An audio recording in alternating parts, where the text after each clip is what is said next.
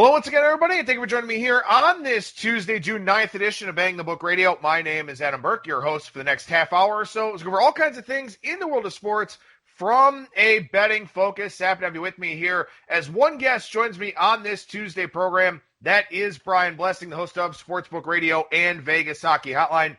The PGA Tour is finally back. We've got the Charles Schwab Challenge to talk about here with you today down at Colonial. And we'll talk about a couple of NASCAR races as well. We got a race at Martinsville here coming up on Wednesday. And then coming up this weekend, a race back on the 1.5 mile track down at Homestead-Miami. So we'll touch on those two NASCAR races here on today's show. Over at bangthebook.com, got a preview up for the Charles Schwab Challenge. Got a preview up for Wednesday night's NASCAR Cup Series race, the Blue-Emu Maximum Pain Relief 500. So those are available over at bangthebook.com. Daily KBO article not doing so great with that, but that's over there as well. If you missed Monday's edition of the Bettor's Box, you can circle back and check that out.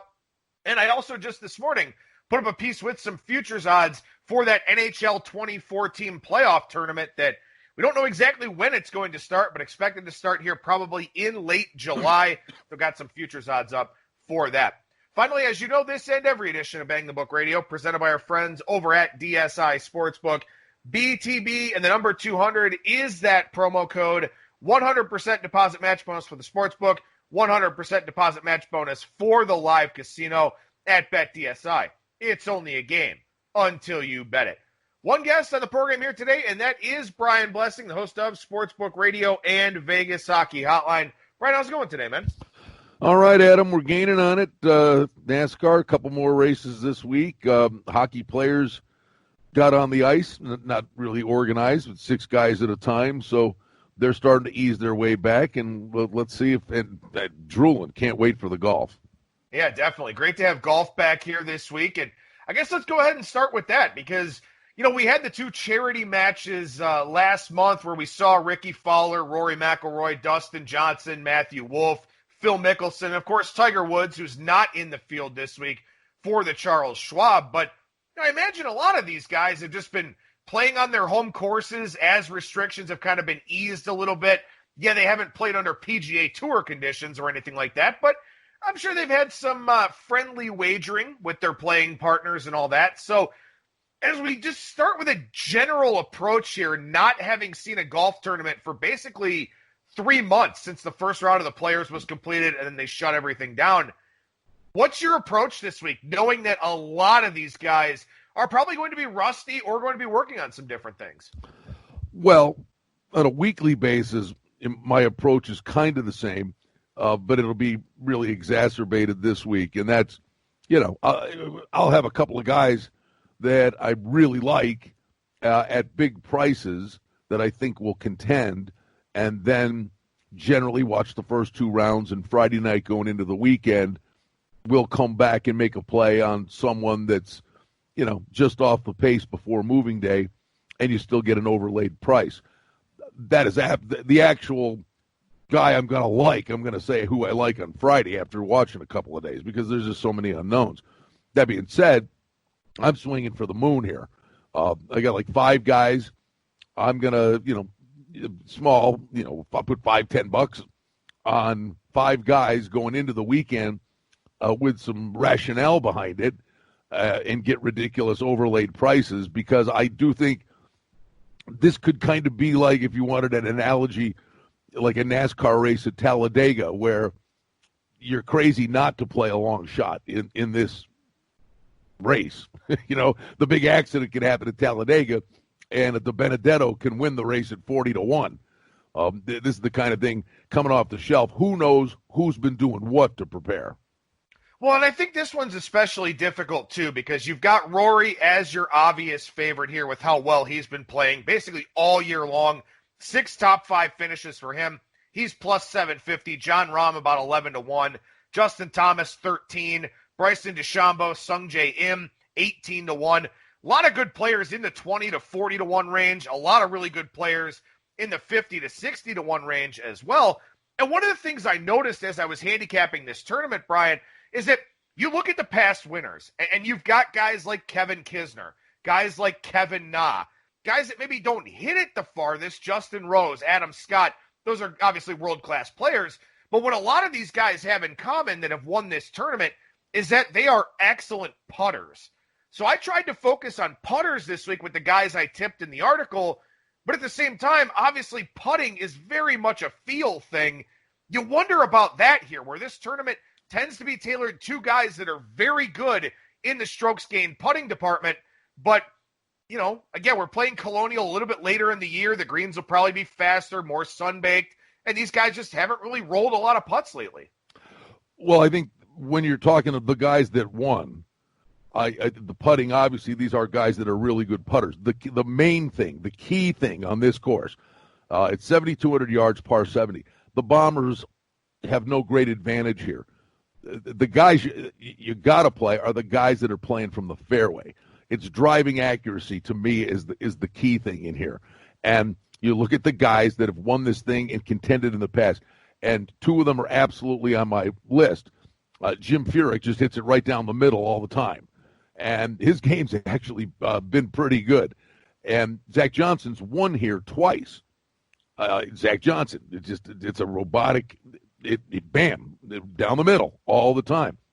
And you know, Zach Johnson is like Kevin Kisner. So those are two big price plays I'm absolutely considered. The thing is, with this golf tournament, I can't wait to watch it in the next couple of weeks, is golf without fans. We've talked about this, generally speaking, before. But the bottom line is, an errant shot now is not just an errant shot. It could be a disaster, because in the past, guy hits an errant shot and it's 15 yards left of the green, but it hits in the gallery and it stops right there. And then they move the gallery back and it's matted down grass, and the guy's got a good lie, and these guys are so good they get up and down or take a bogey. Now that errant shot is going to hit a side mound and bounce 20 yards away from the green, and they'll be short-sided, and the ball will be sitting down in rough. They're going to end up playing the golf course the way you and I would have to play the golf course, because there are no fans there. So somebody could have a 3-shot lead with 3 to go and lose it. So to mitigate all that, the guys that hit the fairway are the keys. I'm playing a guy at 600 to 1. And is Chad Campbell. He's number 4 in the PGA in driving accuracy. He's a Texas guy.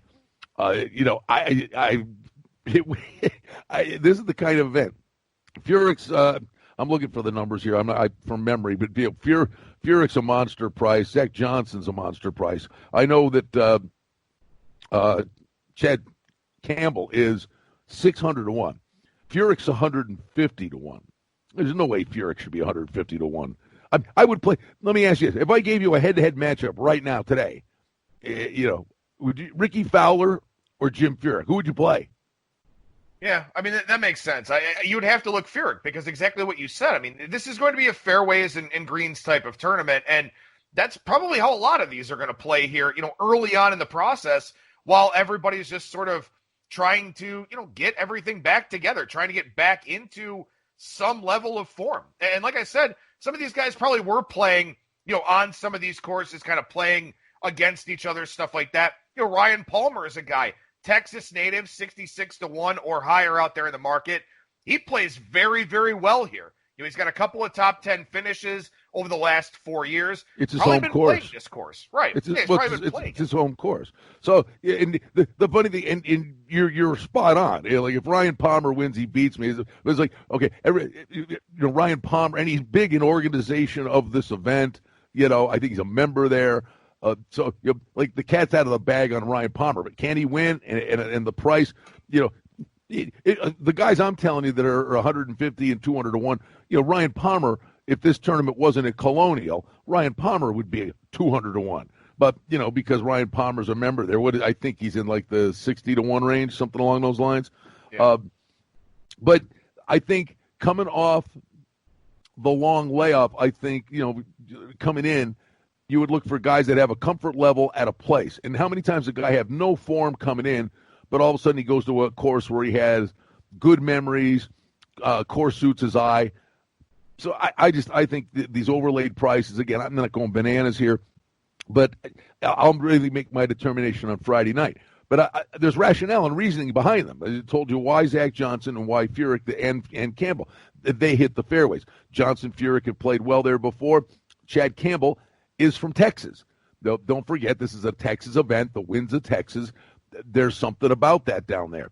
And Kisner, I thought about, and he's kind of a bulldog, and he's very good, hits fairways. Kisner makes sense to me. The other guy I would take a look at 80-1, I think is a ridiculous price on Sergio Garcia. Garcia hits the ball spectacularly off the tee. He's a great driver of the golf ball. Oh, by the way, however many years ago it was, not too many, was it 4 or 5 years ago? He moved to Austin, Texas. So he lives in Texas. He plays a lot of golf in the winds of Texas. So I think Sergio Garcia is the fourth guy I'd put in at what I believe is an overlaid price. Maybe it's not overlaid. It's 80. Garcia's up there and contends. He just doesn't kick the door down. But for the reason that he's in Austin and he drives the ball well, I'll take a shot with Sergio Garcia.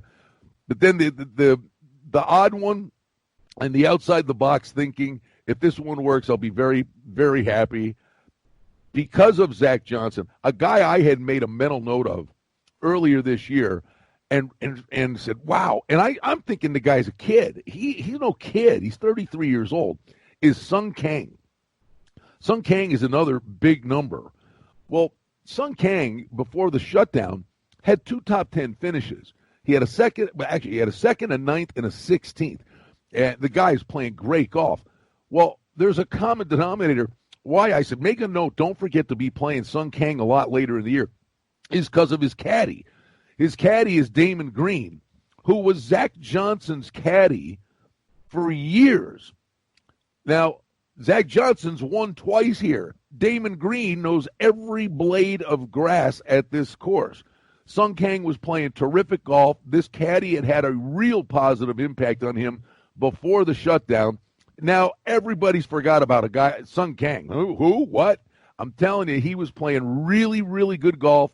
I think the Damon Green, the veteran caddy, was making a big difference for him. And now they're going back to Colonial, where Damon Green was on the bag for some wins. Don't sleep on how important the caddy is. So Sung Kang, of all of them, I could see him being the guy that may be the most dangerous at a really nice price. Yeah, I'm seeing him out there in the 175 range. That's so definitely crazy. A strong price there. That's crazy. I'll throw in a couple of others that I was kind of looking at here. Andrew Putnam is a guy. He's only played here twice, but he's got a couple of top 20 finishes. He was third last year. Very, very good putter. One of the best putters on tour, actually.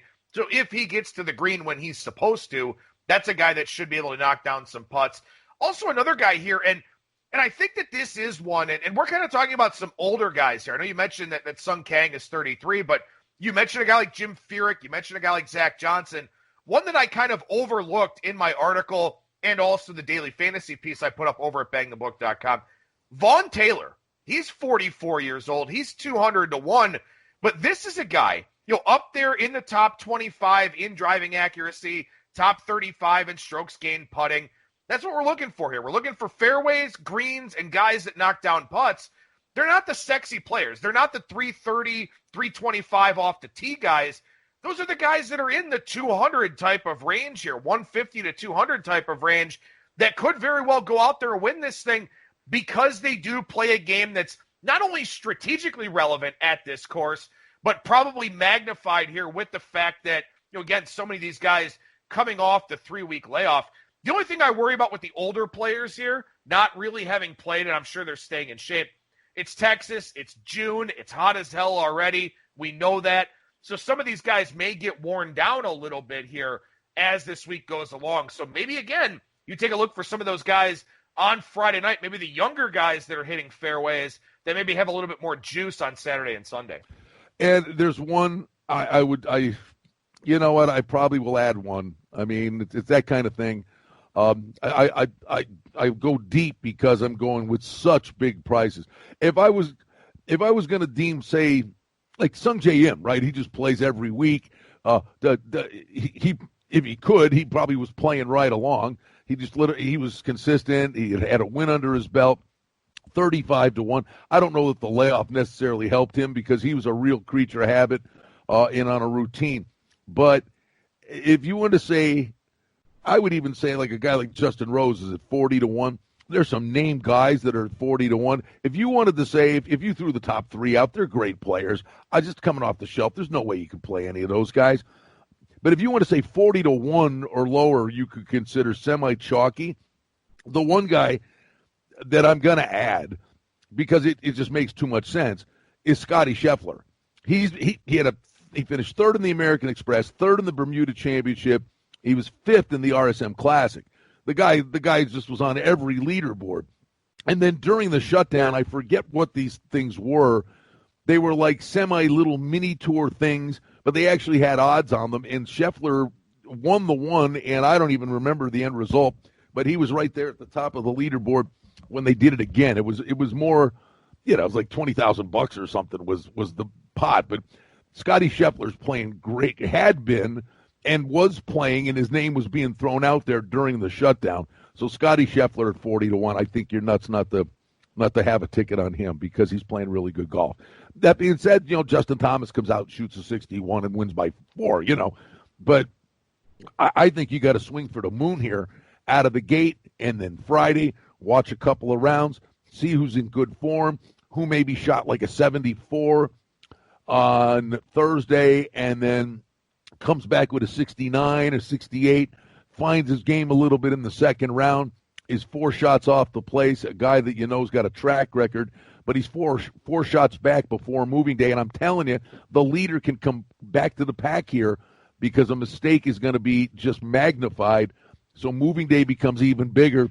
I mean, I think the real thing is to watch Thursday and Friday and say, I am in on this guy at like 20, 30-1, a guy that's 3 or 4 shots off the pace on Friday.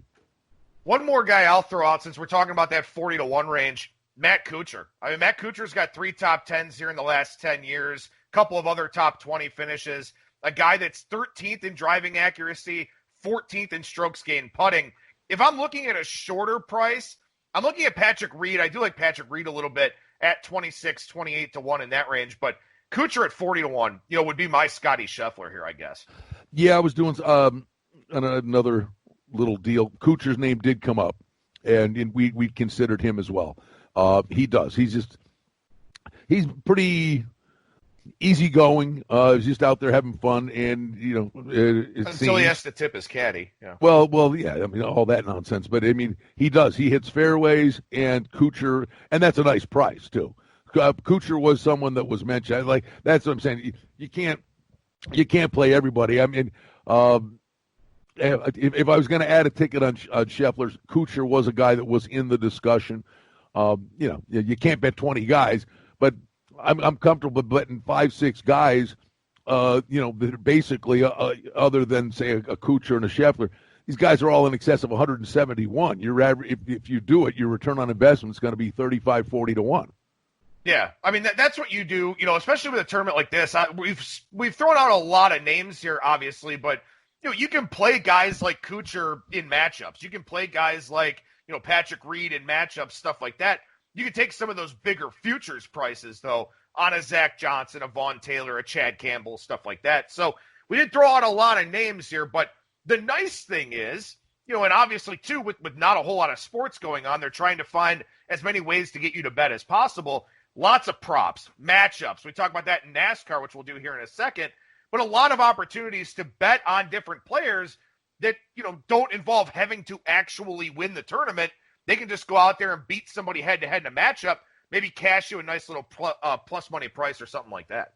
Yeah, no, and you always are kind to tell them, say where people can listen to my stuff. At Brian Blessing, and on Twitter, we did actually a golf podcast that's on my Twitter. Always love doing this with you on a weekly basis. We've done another golf podcast with my buddy Cam Stewart, and he and I have been hammering away at the golf now for the better part of 15 years together. He's got a great opinion, and it's funny, just what you were saying, he was talking about the matchups, and the only thing I would say, and I said this to him, when you're saying, yeah, you could play these guys in the matchups, I'm all in. I watched Dustin Johnson in the whatever it was, the little skins game deal they had.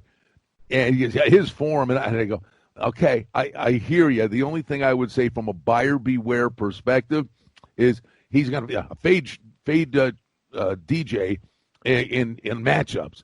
And I said, that's fine.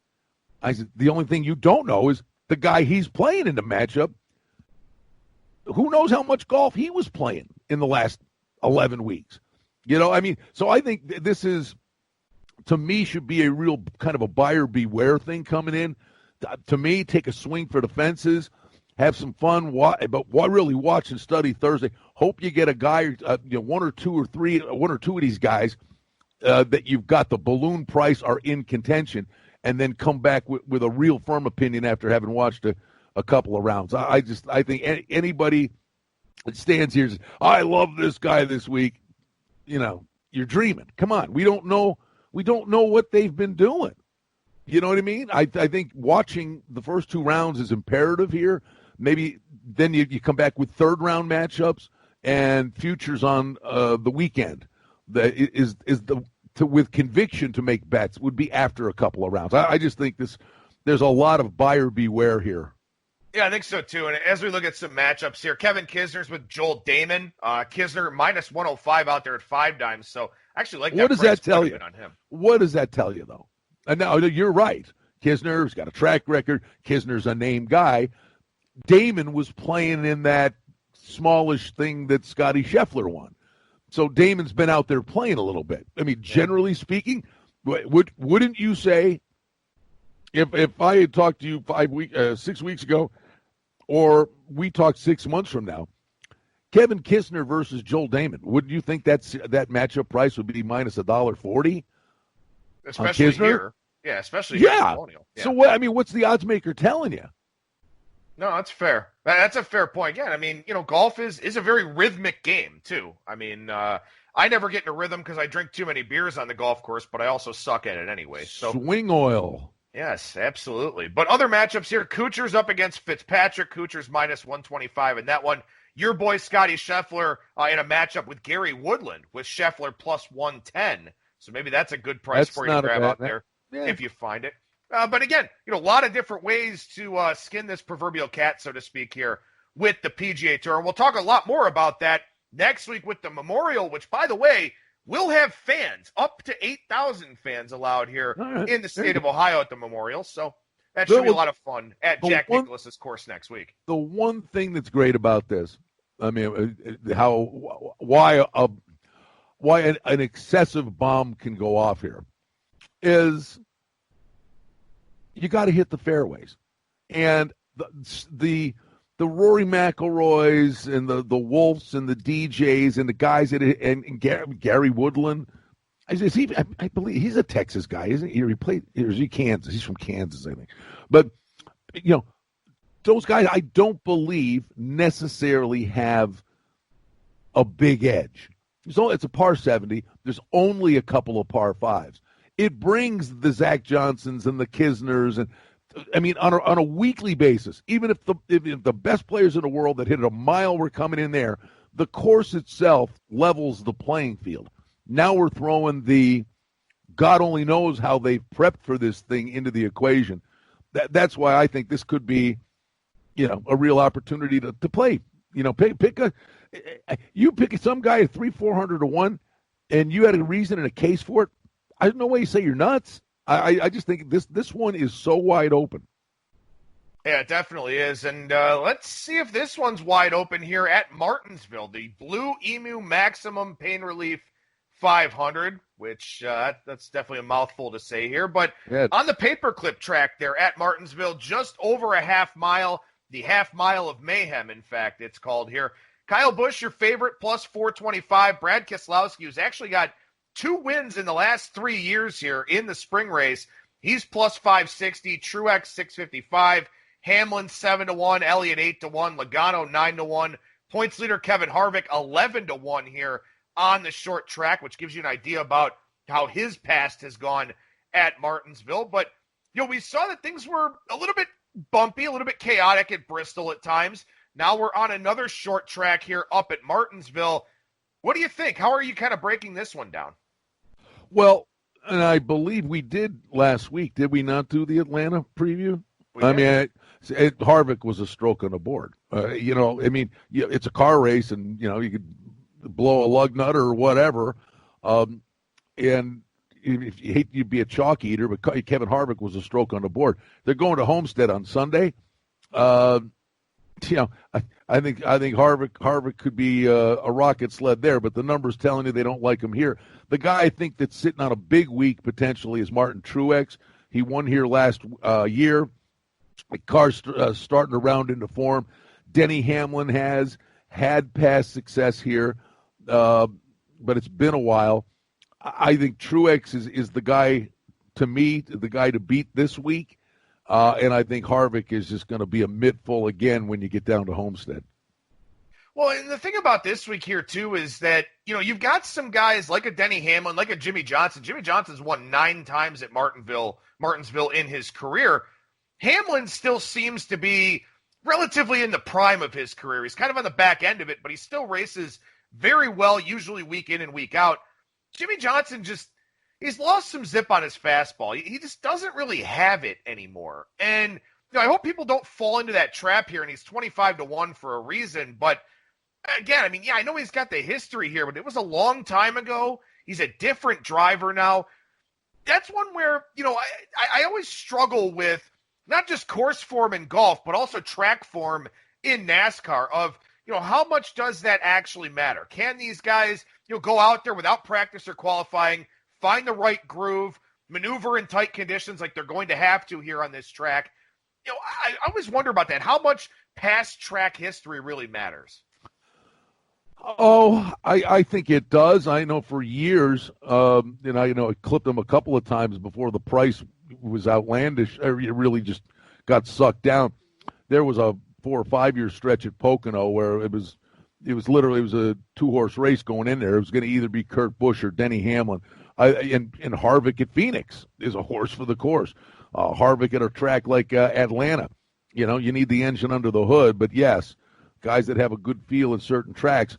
I would just say this to you. Go back to what we were talking about with the golf and the matchups. And say, well, what is the odds maker telling you?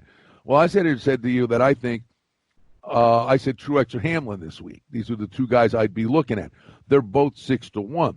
Well, now you can agree with it, or if you've got a real firm opinion, say no. I don't. I think the odds makers got it wrong this week at the Superbook over at the Westgate.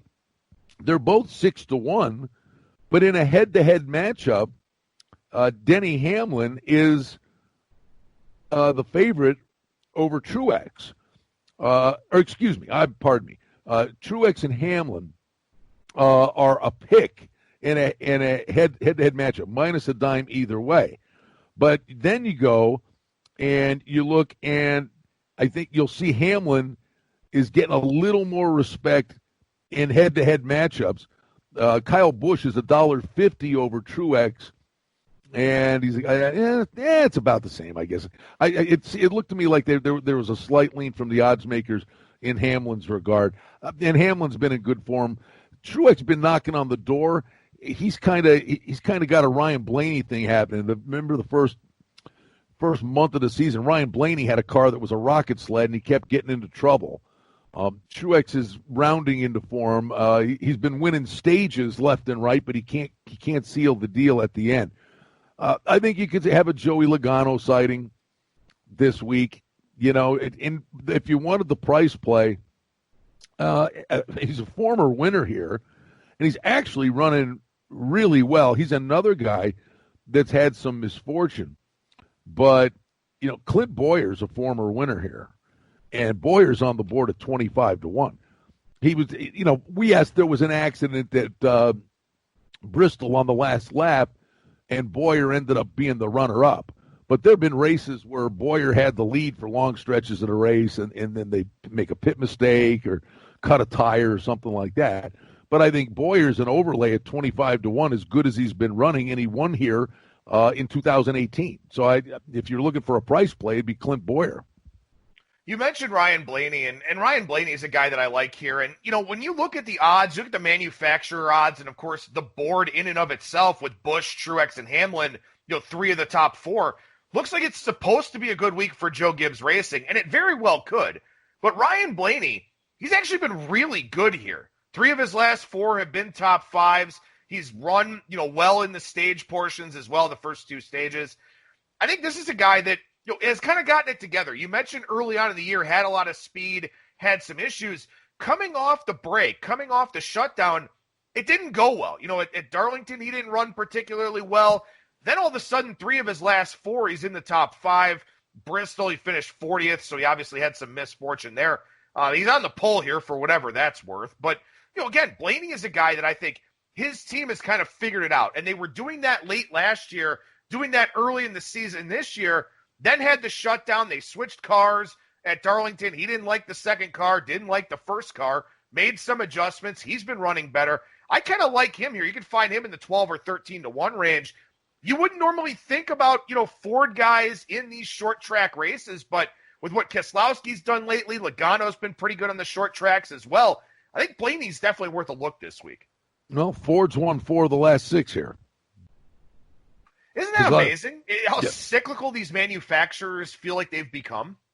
Yeah, and to the Blaney thing, it sucks he's starting on the pole because all that does is bring the price down. It's like, Right. It means nothing where you start. But because he's on the pole, they shave him down. You said if you find him 13 is a good price. I'm seeing 10. But there are stretches of races where Blaney's the fastest. Blaney and Elliott at times are the guys that consistently have the fastest car on the track, but they're usually mid-pack trying to catch up. And, I like Blaney. I think that's not a bad move to consider here, rounding into form. And Logano's one of these guys. He always shows up, and if he's not contending, he's taking out the winner. But the price is never that good at 8 to 1. I don't know. Bowman's been running pretty good.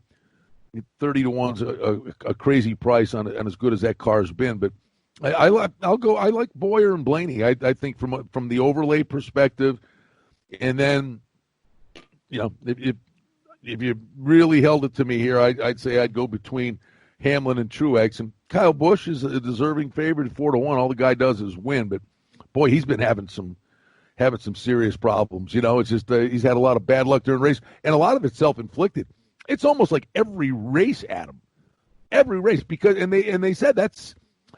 Kyle Busch, if you wanted an analogy, it's almost like Phil Mickelson on a golf course where he just goes for it all the time. That's Phil being Phil. Well, it's Kyle being Kyle. It's like every race, speeding in the pit, right? He's always pushing the envelope, and he's got by a mile the best pit crew. I mean, every time they come in, this guy's gaining 4 spots. He's gaining track position in the pits, which is always a big deal. I'll throw one more out there for you, just real quickly, because I know he's a guy that you've mentioned a few times here. He hasn't really gotten to break through yet, but he was running in the top 10 in both stages of both races last year. Another Ford guy here, 40 to 1. Eric Almirola is a guy that has run pretty well here. Maybe not to win necessarily, but you could find some top 5, top 10 props out there. He's in a group with William Byron, Eric Jones, and Matt Kenseth at plus 260. I kind of like Almirola a little bit here this week. Yeah, I'll tell you what. There are 2 guys that I've got marked down for, I guess it's 3 races away. I guess then they get into the once-a-week deal after this week. And I think it's a week from Sunday. They're at Talladega. And 2 guys I've got marked down for Talladega are Almirola and DiBenedetto in the restrictor plate racing. And, of course, the chance that the big accident is there. Those are guys that run good on the restrictor plates that are, you're going to get the big price on these guys, but they're usually running in the top 6. And you got to have that position in the last 2 laps and have the right guy be in the right spot at the right time when somebody pushes you to the front. But you've got to be there. And 2 guys at a ridiculous price will be Almirola, and I do believe DiBenedetto at Talladega is a guy I'll absolutely play. On the short tracks, I think he can contend, but kicking the door down might be asking a bit much. Well, we touched on it briefly, the Dixie Vodka 400. That's over at Homestead-Miami coming up here this weekend. Used to be the Ford EcoBoost, but now with the schedule changes and the way they've moved everything around and all that type of thing. Now it winds up being the Dixie Vodka 400. But I'll have a preview for that over at bangthebook.com here probably on Thursday after we get through this Wednesday night race at Martinsville. And Brian Blessing, the host of Sportsbook Radio and Vegas Hockey Hotline. Brian, how can people check out those two shows of yours, and what have you been talking about lately? Well, noon to 2 Pacific time, kshp.com. There, you listen live there. Shows archived at sportsbookradio.com. The books are open. You've been starting to bounce around. In fact, heading downtown here this morning. Slowly but surely, the books are open, and for the most part, it's horse players that are in there because we're still kind of void of sports action. But we mentioned the Golden Knights yesterday, teams around the NHL. Players are back at the facilities, slowly starting to work their way into shape. Training camp probably mid-July for that. We have Vegas Hockey Hotline. Today, we have great guests all the time. Today we're going up to Edmonton. Reed Wilkins is going to join us. And so if you're a hockey fan, the hockey show's from 1 to 2. Sportsbook Radio. Today's Tony's Tuesday. We got Tony Neville from Treasure Island, Tony Miller from the Golden Nugget. These guys are doing their level best, getting the doors open. I mean, Adam, that's why this is such an unheard of thing. These guys shut the doors and then have to reopen. And the spacing, the seating in the sports books is different. Every transaction takes a little longer. Every ticket writer's wiping down the area after every bet's made.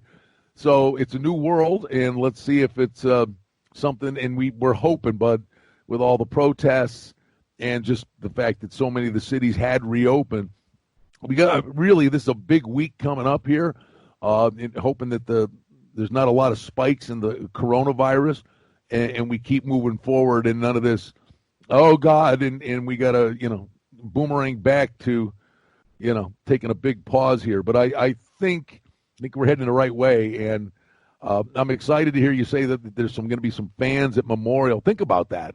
That Bill Foley, the Golden Knights owner, was on. He's talking fans in the fall for hockey. I mean, he's a positive guy. But in Memorial, if they pull this off, hey, listen, horse racing went through this whole thing. One jockey, Javier Castellano, I think tested positive. NASCAR, the racing's been great. The UFC, the fights have been great. The sports that soldiered through this thing, I think, have done a great job. And now let's get golf back on the beam, hoping hoops and hockey here soon. And I don't know. Yeah, let's wrap it up. But I mean, you tell me, kid. You're the baseball guy. What are these guys doing? The clock's ticking. I mean, now it's what, a 72, was it 70-game schedule, something like that? And they're making 75% of their money. Is it going to happen? I mean, or it's that, or just shut it down. Yeah, I mean, to me, what I would do at this point in time is just figure everything out for the CBA so you can play uninterrupted next year. Because, they're trying to figure this thing out for this year to play a partial season, and all this is doing is creating more animosity between the owners and the players, with the league kind of stuck in the middle. And then they've got a labor stoppage on the horizon when this current CBA expires, with service time concerns and arbitration and all that. I would just bang this season, fix everything in the CBA, get to the table, talk for the next 6 months, be ready to go in 2021, and not risk interruption of another season. Because if they have another one, or if they don't play back-to-back seasons or something like that, do people come back to baseball at all whatsoever? Oh, no. I don't know. I would shut it down and focus on long-term as opposed to trying to cram something in here for the short term, but not my call, I guess. No, I'm with you on the big picture thing. I mean, they could be digging themselves quite the hole here, but we'll see. But anyway, all right. Good to see stuff starting to come back. That's the cool thing. Absolutely, man. Good to chat with you here on a Tuesday. Once again, Brian Blessing, the host of Sportsbook Radio and Vegas Hockey Hotline, at Brian Blessing on Twitter, sportsbookradio.com, kshp.com. Brian, always a pleasure, man. Thank you so much, and we'll talk to you again next week. Adam, have a good week, pal. There you go. There's Brian Blessing. Once again, at Brian Blessing on Twitter to find all the great work that he does. And you can hear him every Tuesday on Bang the Book Radio as well. Coming up on Thursday, new edition of the Bettor's Box, our KBO betting podcast. That'll do it for me. Thank you so much for listening, everybody, and I will talk to you again on Thursday.